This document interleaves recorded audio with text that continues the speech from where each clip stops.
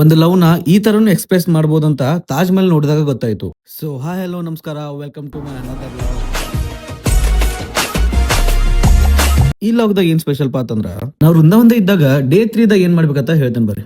So morning ಎದ್ದ ತಕ್ಷಣ first ಕೆಲಸ ಮಾಡ್ಬೇಕಾಗಿರೋದು ಏನಪ್ಪಾ ಅಂತಂದ್ರ ವೃಂದಾವನದಾಗಿರೋ ಅಥವಾ ಇಂಡಿಯಾದಾಗಿರೋ ಮೋಸ್ಟ್ ಫೇಮಸ್ ಟೆಂಪಲ್ ಯಾವ್ದಪ್ಪ ಅಂತಂದ್ರ ಬಾಕಿ ಬಿಹಾರಿ ಟೆಂಪಲ್ ಬರ್ಬೇಕಾಗತ್ತ.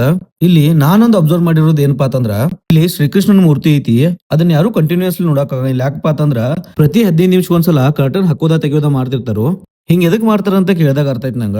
ಒಬ್ಬ ಶ್ರೀಕೃಷ್ಣನ್ ಭಕ್ತ ಅನ್ಕಂಡೀಷನಲ್ ಲವ್ ತೋರಿಸ್ತಾನಲ್ಲ ಶ್ರೀಕೃಷ್ಣನ್ ಮೇಲೆ, ಸೊ ಆ ಲವ್ಗ ಅಟ್ರಾಕ್ಟ್ ಆಗಿ ಶ್ರೀಕೃಷ್ಣ ಟೆಂಪಲ್ ಬಿಟ್ಟು ಬರೋ ಚಾನ್ಸಸ್ ಐತೆ ಅಂತ.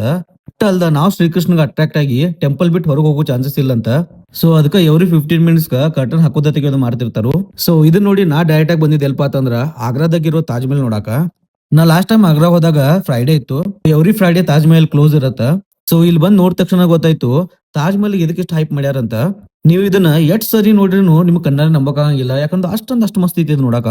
ಸೊ ಇದ್ರದೊಂದು ಆರ್ಕಿಟೆಕ್ಚರ್ ಏನ್ ಇಷ್ಟ ಆಯ್ತಪ್ಪ ಅಂತಂದ್ರ ನೀವ್ 4 ದಿಕ್ಕದಾಗ ನಿಂತ ಹೆಂಗೂ ನೋಡಿದ್ರು ಎಲ್ಲಾ ಕಡೆಯಿಂದ ಸೇಮ ಕಾಣ್ತಿದ್ದ. ಒಂದ್ ಹುಡುಗಿ ಸಂಬಂಧ ಇಂಥದ್ದು ಒಂದ್ ಲವ್ ತೋರ್ಸ್ಬೋದಂತ ಇಲ್ಲಿ ಬಂದ್ ನೋಡಿದ ತಕ್ಷಣ ನಿಮ್ಗೆ ಅರ್ಥ ಆಗತ್ತ. ಸೊ ನೆಕ್ಸ್ಟ್ ಟೈಮ್ ನೀವೇನಾರು ಹೊಂದಾಣ ಹೊಂಟ್ರ ಆಗ್ರಾಗ ಹೋಗೋದ ಒಟ್ಟ ಮಿಸ್ ಮಾಡ್ಬೇಡ್ರಿ.